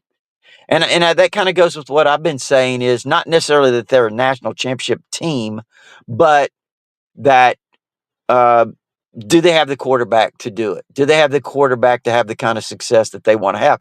And I say that not because I doubt Ty Simpson, for example, because he is, quote unquote, the guy that's supposed to start against Florida State as of today. Right. But here's what we don't know, John and Barry. He's got all the tools. He's got all the physical tools, but how do you handle the adversity? How do you handle the ups and downs, of a season? And how do you respond to a pick six, whatever? These are things that come up in a game, and I just don't know how Ty's going to respond to those things. Let me follow up with what you said about Alabama's quarterbacks. If they're going to make a national championship run and quarterback play is important, do they need a quarterback like Jake Coker and Greg McElroy? Don't get in the way, give it to your playmakers, or do they need a Jalen Hurts, Tua Tagovailoa dynamic quarterback? What's it going to take for Alabama at the quarterback position to get to a national championship? I think both. First of all, you can't beat yourself. Right. And I think Number one. that's really important. So the game manager aspect of it is certainly in place. I think that's the one thing with Ty. And again, I'm using Ty because he's supposedly the guy right now. Good decision making. And I've kind of heard some feedback, from different scrimmages. Again, you hear different things, just the consistency of it. I still think it's early. Let's see what happens in August in terms of the consistency of how you perform in scrimmages and all of these types of things. But Ty needs to continue to grow in consistency in terms of decision making and, just managing the overall thing. Listen, this position at Alabama can overwhelm a guy. So how does he manage all of that? And then on top of that, there's no doubt in my mind that Ty Simpson has the tools to make a lot of big plays. He's got the arm. He's athletic. He can move smart. He can move really well. He can improvise. I think he's got all of those things. I just want to see how does he handle the kind of the sways, the ups and downs. Yeah, see, that's valid. That's fair. I get that. Always great stuff. John's got something here. I got two more real quick. This is the first one. We were banging our heads yesterday, Rodney. What other Alabama quarterback has worn number 15? I went with Jack O'Rear. All I could think about was Freddie Millins, but he wasn't a quarterback. Yeah, well, yeah. But Millins did play quarterback on that one play against Florida. You remember that? And 70, John was trying to remember that. John came up with that. Yeah. So, no, 15. Yeah, Jack O'Rear would be the one that would. I'm trying to think if there's others. Jack O'Rear certainly would come to mind. So my second follow-up is before we let you go. Arch Manning. I was impressed with what I saw out of him at media days. Not cocky, but confident. Seemed to be engaged, really wanted to be there and answer the questions, and I thought he did a great job. I think he's a great face for Texas. If they go to Columbus, Ohio, and beat Ohio State on the road, watch out because the Arch Manning Fest will have begun, and that's all you're going to hear about throughout the remainder of the season. That'll be it. I mean, it's just, if they go up there and do that, it's going to take off. It's really going to take off. Now, I will say this too: if they lose that game, then all of a sudden, then they've got the SEC grind, which they have to go to Georgia, they have to go to Florida, and I think Florida's got a chance to be really improved. Those are going to be some tough challenges. It could be like you said with Arch, and that's all you hear all year long. Or Texas could lose 3 games and that could be really a story. So anyway, it's That going to would be be a story. interesting to see. It's all interesting, just like every visit we have with Rodney or TigerInsider.com, brought to you by the Destin Connection Seafood Market. How do people access everything that you provide? Right. It's TigerInsider.com. It's only $48 a year, and you could get instant access with your credit card. Or if you prefer, there is an address to send a check, and that gives you our premium information, but also our community there, our all sports forum on TigerInsider.com. But hey, I want to say this too. Last night, guys, in Birmingham at the Lyric Theater was the red carpet premiere of Nothing But a Winner.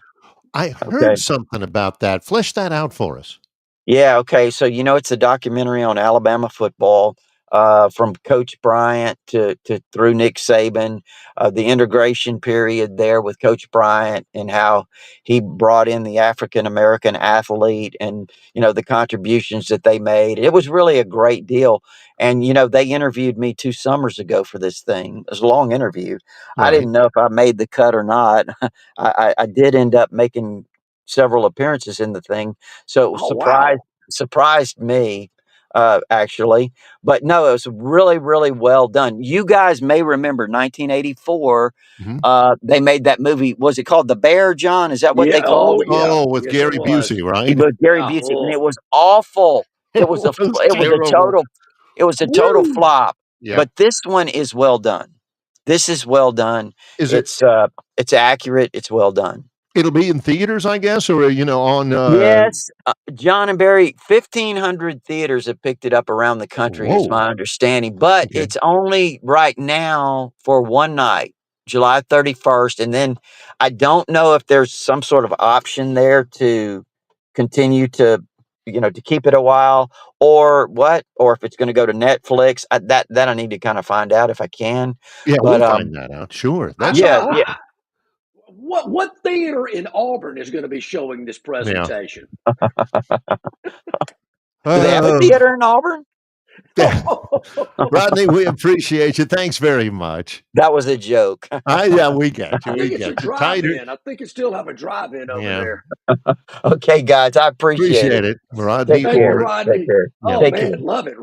Rodney with the zingers. We wrap. How long was that? Whoa, wow. 26 minutes. Man. Wow. Well, all right. Now, Barry, I don't want to be use a generalization, but if it swims in the sea and you can eat it, it's at Destin Connection Seafood Market. I mean, people ask me all the time, what do they have at the Destin Connection Seafood Market? Everything, every kind of fish, shrimp, crab meat, fresh crab meat, oysters. Technically, oysters don't swim, but they're in the ocean and they've got it. And John, not only do they have it, but they've got it arriving every day. Yep, it is the freshest seafood, no doubt about it. Destin Connection Seafood Market, 3750 Norman Bridge Road. Call ahead 288-4272. And I'm telling you, you will absolutely love it. They can cook it up for you, or you can buy it right out of the showcase and take it home and prepare it yourself. Or if you're hungry, drop by for lunch and let them cook up one of those great po' boys or one of those seafood plates for you. David and his staff do great work. The Destin Connection Seafood Market, 3750 Norman Bridge Road, or call 288-4272. Yep, it is the best for sure. And that full service kitchen as well. Po' boys, dinners, sandwiches, and all of that. Somebody texted me and says, yeah, right now they're playing a horror flick at Auburn. It's called Harson. I got to watch that. I mean, I love those documentaries, that kind of stuff, especially if they got Rodney in it. It's legit. Yeah. But I don't know if you've seen the trailer yet, Barry. The trailer, it is. I'm sure for Bama fans, it kind of, gets them a little choked up. But just football fans, I mean, it's you can tell it's very well produced. Okay. I was a little surprised that they're going to have it in theaters. But wow, Rodney said, what, 1,500 have already picked it up? Theaters is a legitimate open. So there you go. Rodney or TigerInsider.com taking up half of the hour here with Longshore and McKnight. Love it. It's the best. Will we have time for, again, today is the last day without a Phantom Daily Dog. We'll have one tomorrow? Tomorrow, there is indications. I cannot confirm or deny because I haven't gotten in touch with the Phantom's people yet, but right. They are resuming the regular season of Major League Baseball tomorrow. So that means it's possible that we'll have a Phantom Daily Dog. I'm going to say there's a good chance because, Barry, has been on a slight roll lately. Yeah. We do have Gurn Jr.'s Victoryland 777 Topic Wheel. That's coming up with Longshore and McKnight in association with Yellowhammer News, presented by Bud Light. Now through July 31st, take advantage of the quadruple zero event at Stivers Ford in Montgomery. 0% APR for up to 48 months. 0 down payment. 0 payments for 90 days and 0 cost for maintenance for 2 years or 24,000 miles. The quadruple zero event offer is available on select 24 and 25 model F-150s, Explorers, Expeditions, Broncos, Mustangs, and Escapes. Stop by Stivers Ford at 4000 Eastern Boulevard in Montgomery for more information. Stivers Ford, where price sells cars and trucks. All right, man, grab a Budweiser and take a knee. It is the best time of the year. It's baseball season. That means sunshine. It means behind-the-back peanut tosses. And it means sharing some cold, frosty Budweisers with your boys. Because there's nothing more American than watching America's game with America's beer. So let me ask you something. Are you ready to bring your A game? Are you ready to cheer every frozen rope down the line and amazing catch at the warning track? Are you ready for pitcher's duels and slugfests? Tell me, are you ready for the thrill of an incredible walk-off victory? I can't hear you. Are you ready for Budweiser and baseball? Then get on your feet, raise an ice-cold Bud, and let's make this season larger than life. Great times are waiting. Grab some Bud! Enjoy responsibly. Budweiser Beer, Anheuser-Busch, St. Louis, Missouri. Phoenix Physical Therapy is ready to help patients recover, recharge, and rise.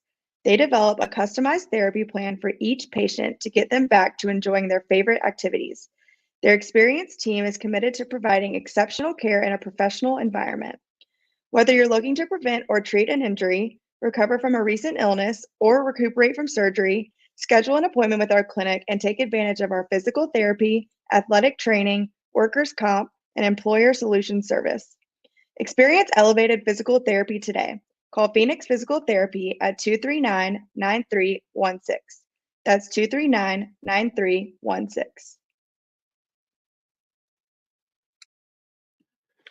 All right, welcome back in, everybody. About 28 minutes to the top of the hour.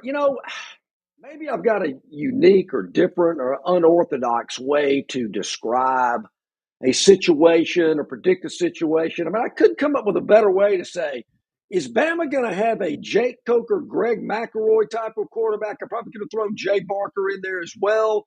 Or are they going to have a Tua Tagovailoa, Jalen Hurts, dynamic, incredible, playmaker type guy? Those other guys made plays. Those other guys did stuff. And I've said this before, it's remarkable that many Alabama quarterbacks fit the same mold. And I've said it before. Jay Barker and John Parker Wilson and Tyler Watts and what was that guy? John David Phillips. Oh, yeah. And Gary Hollingsworth and David Smith and Brian Bergdorf and Billy Ray and Jeff Dunn, all the way. Those are the same guy. That is the same guy. It's like you got a stamp and you just stamped them all out, and these are those guys. And they won championships with those guys. Now, you got Tua, and Tua did some great things, but was he going to run away from a defense? No. He just, quick release, knew he was going with the ball, and very smart and very, very accurate. But he's not winning any. I mean, how did we not mention Freddie Kitchens? Well, Freddie's a little bit different. Those other guys were the same. Freddie was a good time walking. I put him and Snake and Namath in the same category in terms of personality. Now, Freddie will not go down in Alabama lore in the same breath with Snake and Joe Willie, but, definitely liked a good time. But don't sell those other guys short, because they made some plays.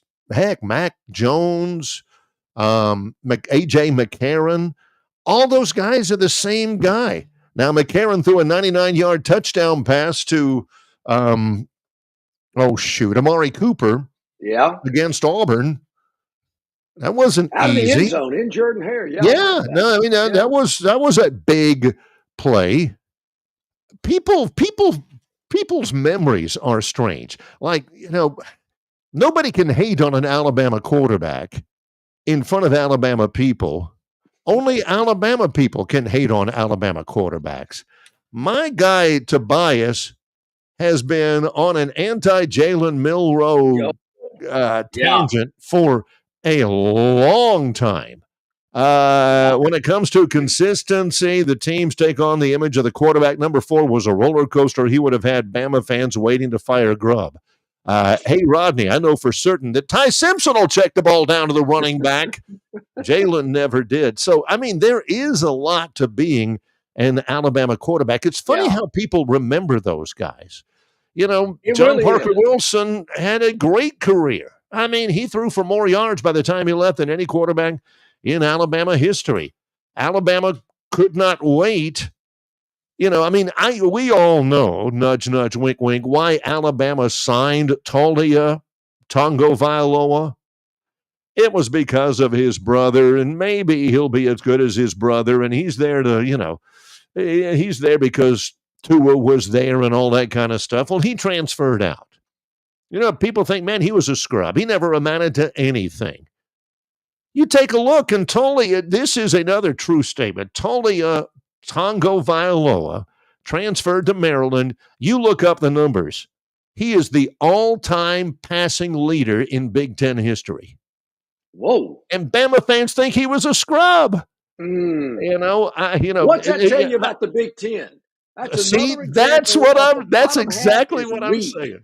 They must have. The Big Ten's terrible. We all know that. So a guy like him to lead them all time in passing is because they're not any good. Okay, I'm not going to look this up, but I think I'm pretty close here. And if you want to, please go ahead. When we he's the all-time passing leader in the Big Ten. Yeah, has thrown for more yards or had thrown for more yards than anybody else in Big Ten history. Let me take a guess here. Purdue, Northwestern, Indiana, Minnesota. Who else is in that league? Rutgers. That wasn't against Ohio State, Michigan. It's kind of like a guy rushing for over 1,200 yards. Unbelievable. Defenses that are rated 74 or higher. I don't know that, but I'm going to take a shot in the dark that's how he accumulated all that yardage was against those powerhouses in the Big Ten. Bear in mind, those other quarterbacks in the Big Ten who are behind him, guys like, Drew Brees and some of those guys. Yeah. They did it against those same teams as well. They played against those same teams.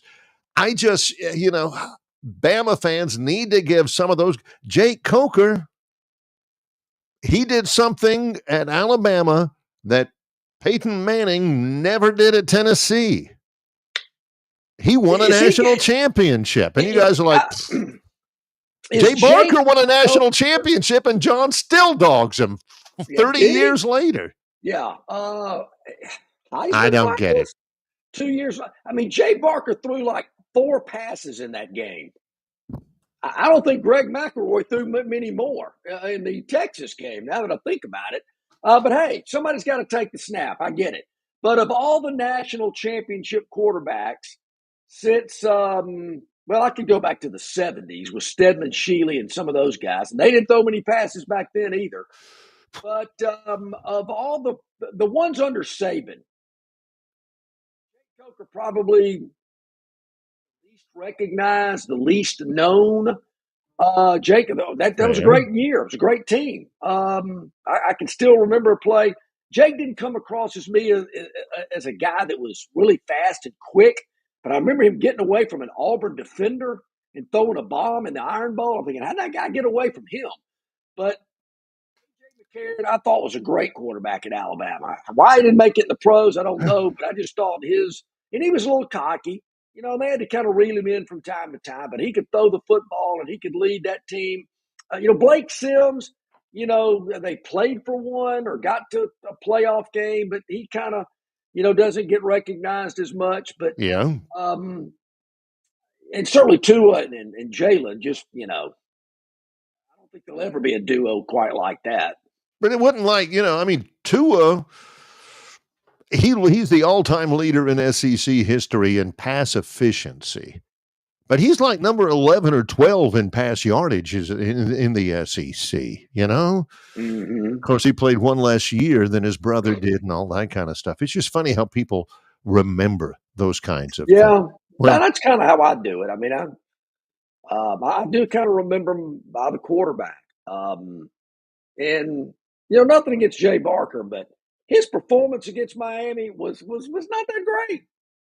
His defense and his running backs business. This is what I love. That they're looking for ways to downplay this guy. Well, had to have been the It was the defense who did it. He certainly didn't have anything to do with it and all that. Tell it to his championship ring that he's got right there. I get it. I hear. I mean, it's kind of like Barry. I guess at times when I go, well, I mean, they got to run a couple of fluke plays to beat them. Well, I guess it counts. It does count. It does. Kind of like if you skip, if you skip your shot over the pond and hits the rake and it ricochets on the green and goes in for a hole in one, they don't ask you how you made it. Put it on your scorecard. 1, and then on the next tee you say, anybody have a 0? Okay, then I guess I'm away. The Drew Brees, somebody just texted me this. Drew Brees, 4th all-time in passing yardage in the Big Ten. 4th all-time. The guys ahead of him in the Big Ten,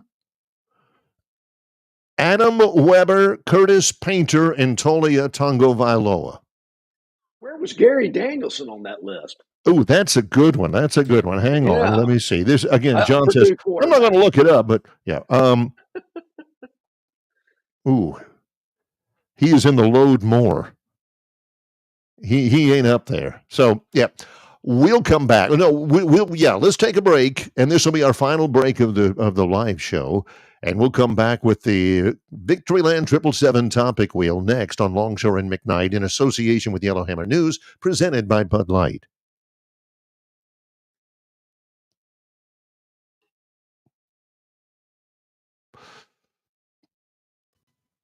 Or heck, what do you say? Let's do this. Then we'll come back. Don't miss your chance to win big at Victoryland Casino. Play the latest, hottest, most exciting games around with fun bonuses and big jackpots. Don't miss out on your free play. Stop by Player Rewards today and check out this month's exciting free play promotions. Come see why our players keep coming back. You'll have more fun at Victoryland Casino, where you can be a winner too. Victoryland Casino, located off I-85 exit 22, Shorter, Alabama. Must be 21 or older. The Destin Connection Seafood Market offers the freshest seafood direct from the Gulf of Mexico with deliveries daily. Snapper, grouper, pompano, flounder, copia, along with medium, large, and jumbo shrimp, hand-picked crab meat, and chucked oysters. They can even cook your order for easy, quick pickup. The Destin Connection can make a po' boy with any of their seafood items that folks in New Orleans rave about. Go by and see them at 3750 Norman Bridge Road or call 288-4272 for pickup orders. Did you know that Dixie Electric Plumbing and Air service fee is good for 30 days for all 4 trades? That's right. If we service your home's electric, plumbing, HVAC, or garage doors, we will come back within 30 days for any of the 4 trades at no additional cost to you. A licensed and trained Dixie technician will service your home with our signature warehouse on wheels, and all work will be backed by our 100% satisfaction guarantee. What are you waiting for?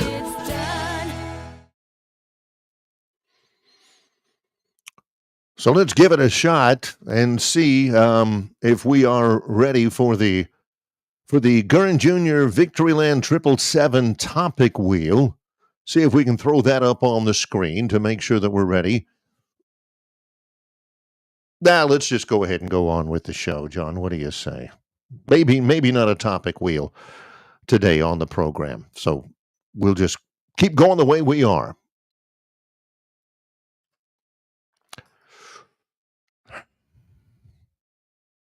Right now, if you look at the U.S. Open, the British Open leaderboard right now, it's still Jacob Skov Olesen that's going on. Hao Tong Lee is also in the clubhouse at 4 under. They're in the lead.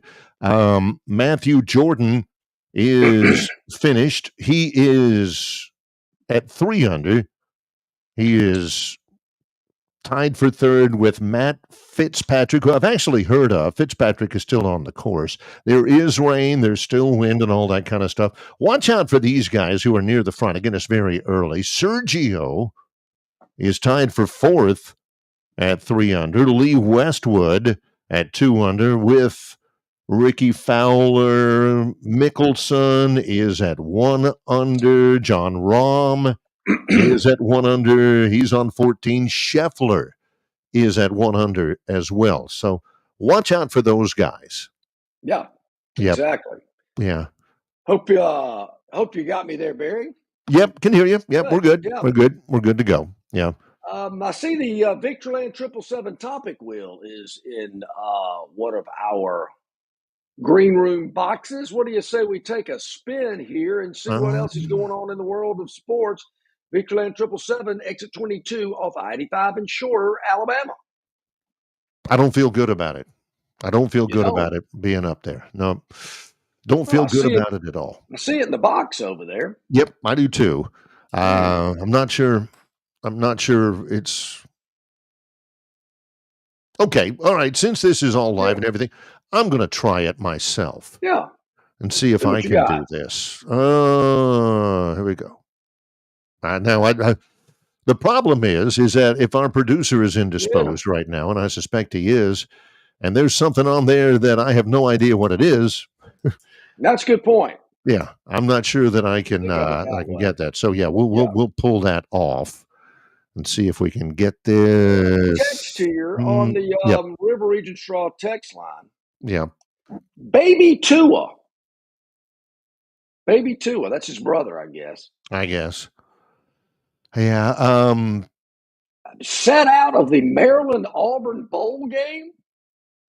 Still shellacked Auburn with backup quarterbacks. Is that true? Yeah, Hugh was recruiting during that game. He didn't put much into bowl prep. I just think what would have happened if Tua had played in that game. A guy that has all those Big Ten records. I'd forgotten about that, Barry, but leave it to the River Region Straw VIP text line to remind me of that. Yeah, that was the TransPerfect Music City Bowl in Nashville. They won that one 31-13. You forget because, again, Auburn's not had a great year in quite a while. That wasn't a great year, but they did make a bowl game that year. I want to say Hank Brown. Remember Hank Brown? I do. Hank Brown. That was Hugh Freeze's first season. And Hank Brown, goodness knows where in the world is Hank Brown now? Is he at UAB? I don't know. That just seems like a Auburn quarterback name, Hank Brown. Now, he is not as that good as Hicks Poor, who was a former Auburn player as well. Gosh, that's the one thing about the portal that you really, you kind of lose track of these guys. Hank Brown plays quarterback at the University of Iowa, which I remember that now. But anyway, Really? Hank Brown played in that Music City Bowl game in 2023. I don't remember what the context of why he played in there, but yep. This is the other thing. So that's Auburn's only bowl game under Hugh Frew. Well, yeah, okay. This is his third season. But see, see that's what the context people remember. A guy like Talia Tongo Vailoa. This is how people around here remember. He played in Alabama. His brother's one of the all-time greats at Alabama. He is the all-time passing yards leader in the history of the Big Ten Conference. He ain't got to apologize to anybody for his college career. But this is what people around here remember him for, besides being Tua's brother. Yeah, he didn't play against the Aubs in the bowl game, and they still beat him by 18. It's funny how people categorize some things. Whether he got in any trouble, whether he won a national championship or not. There are Alabama fans out there that some of the great players who didn't win national championships, guys like Sean Alexander and some of those guys, they ain't going on a Crimson Cruise with Sean Alexander or Sherman Williams or Glenn Coffey or, some of the really good quarterbacks. But some of the other guys who were just on the team, remember, he was a starting right guard on that national championship team in 2009. Oh, man, where do I sign up for my ticket for the Crimson Cruise for that one?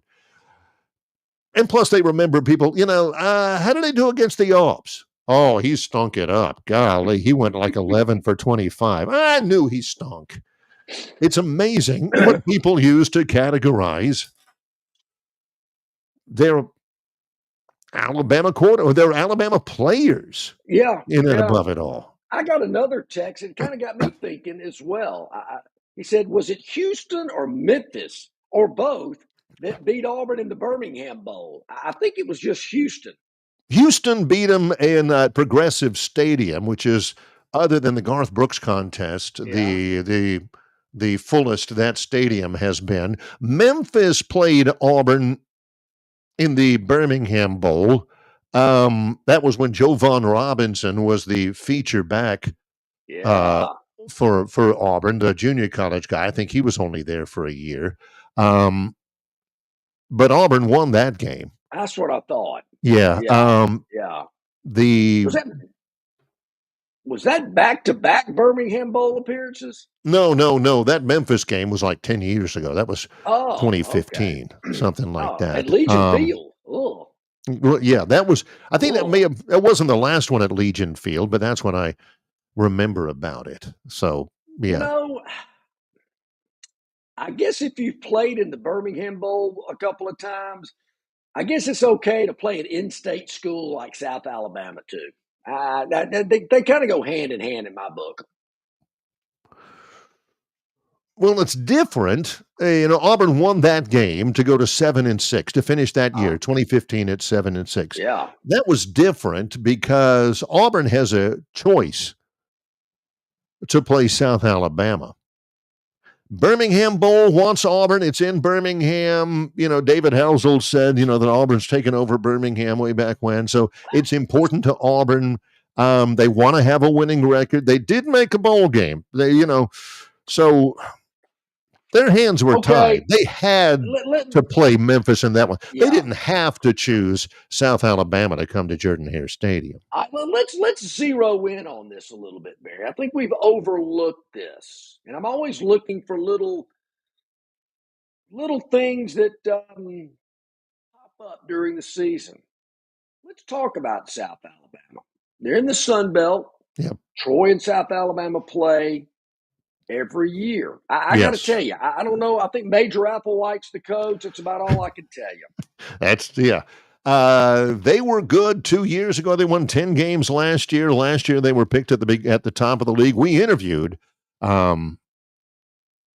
No, we didn't get Major Applewhite. I've interviewed him, but not on the show before. All right. Let And me they're ask you supposed to this. be pretty good. Preseason, Okay. Phil Steele has them projected to finish tied for third with the Troy Trojans. Okay. So they South Alabama. Auburn opens up the year at Baylor. We all know that. Friday True. night game at Baylor, big road test. Let's say they win that one. Come back home to the friendly confines of Jordan-Hare Stadium, Pat Dye Field, the Eagles flying, the band's playing, Tiger Walk, the whole deal. They beat Ball State like a drum. Everybody's happy, and they're giddy, and they're feeling pretty good about themselves, and they hadn't had an off-the-field issue in weeks, so everything seems to be good. They got Oklahoma coming up on the road, the first of 2 road games in SEC play, but before that, they got this little thing with South Alabama they got to take care And of. bear I in don't know if mind, they've that South Alabama game is homecoming. Oh, distractions. And so it's an afternoon game, I take it. 12 It's not a night game. 11:45 Oh, yeah. Central Time on the 11 SEC network. 11:45. Auburn doesn't, Auburn's kind of sleptwalk through a lot of those early kicks. Then you got the distraction of homecoming, and you got Oklahoma coming up the next week. You know where I'm heading here. I mean, is that a trap game? Have we seen Auburn struggling games like this before? I'm not saying they're losing it, but could South come in there and give Auburn a little bit more than they were bargaining for? I say it could happen. If Jacksonville State, back when they were, 1AA FCS, when Jacksonville State took Auburn to overtime, I wasn't at that game. I was doing my own game. I wasn't at that game, but I watched the replay, the full replay. I do that a lot just to kind of, be knowledgeable on the show.